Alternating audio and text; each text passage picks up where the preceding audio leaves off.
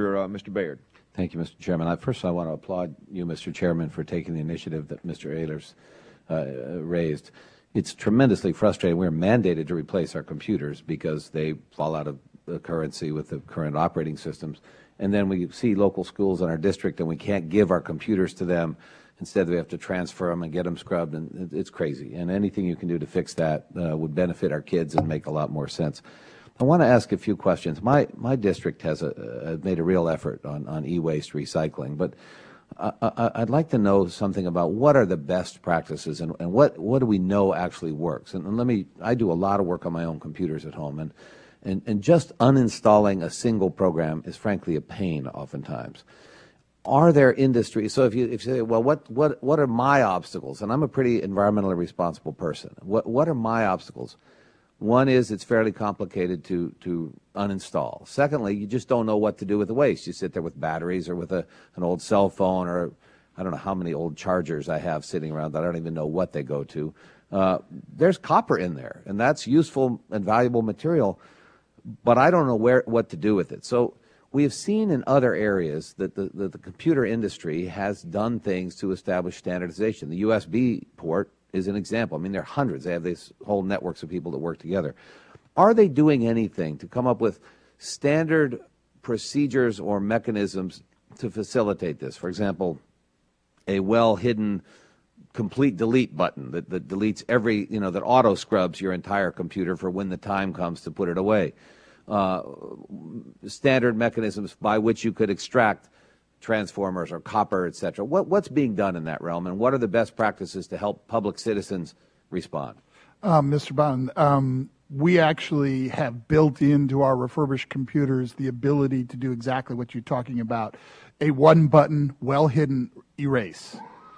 We did it because we provide our equipment across the United States, and we provide 800 number support based in the U.S.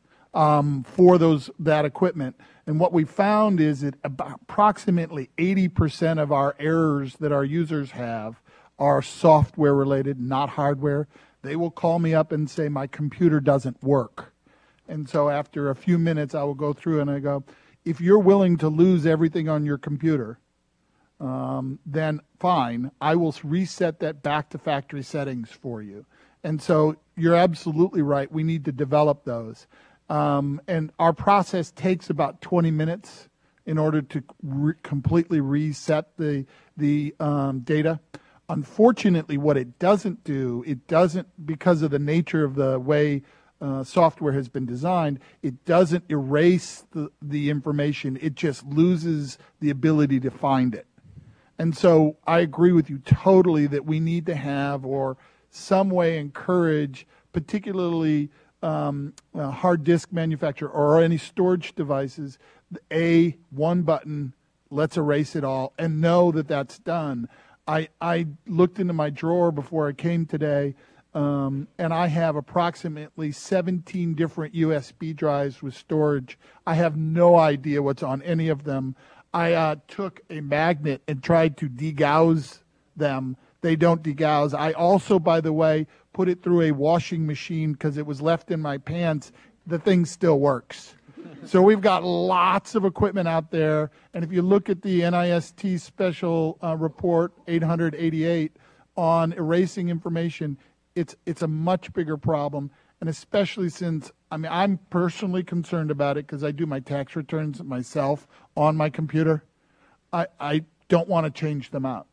And I understand. I think, by the way, that is the fundamental problem with e-waste right now is people just don't have confidence in understanding how to get rid of and they need to rely on people like me. And you don't want to take the time. I've got several old Mac laptops sitting around. I don't know what's on them, but I don't want somebody else to find out what's on them. Yeah. Well, and that's why it's so important, the work that we're doing with Dr. Thomas on RFID, individual identification of product, because that will give us a verifiable custody history that we can work on it, and it's the kind of things that we need to develop. And just back to Representative Johnson's point about the the nature of this legislation has requirements in it that it's multi-departmental in terms of working on these research centers. That's an absolute must in my mind. Everywhere from the art and design and industrial design product all the way through to the chemist and all the products that they're working with. I'd like to respond also. I think Representative Baird, your first premise was that the House needs to obsolete our computers at a pretty rapid rate because they're no longer compatible with the new operating systems. And I think that's an assumption that we as a society need to look at pretty closely. I agree. I didn't want to do this. Yeah. My former computer worked just fine. It now crashes with regularity. Right. So I've paid more money to get a system that works less well, and then I can't recycle or reuse my prior system. That's pretty stupid. Right. So I think that's really a fundamental issue and it was part of my testimony to encourage research in the amount of e-waste, hardware waste caused actually by software obsolescence. And of course, I think we all recognize that that's a very challenging problem to address with the hardware software industry. That scares the bejeebers out of them to have us looking at that. But I think it's something that needs to be looked at in the light of day and thought about.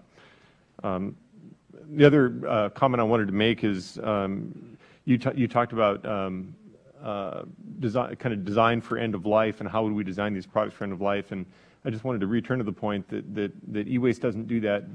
However, there are developing research programs around design for end of life on electronic products. In fact, EPEAT, the system we operate, has probably the best criteria of any eco-label around design for end of life. And to be candid, it needs more research. We don't really quite yet understand how design affects end-of-life scenarios, and the challenge in the U.S. is that the actual process used to recycle electronics are all over the map, from a room full of guys with hammers to very sophisticated, processes. And so, how do you design a product to be recovered efficiently in each of these scenarios?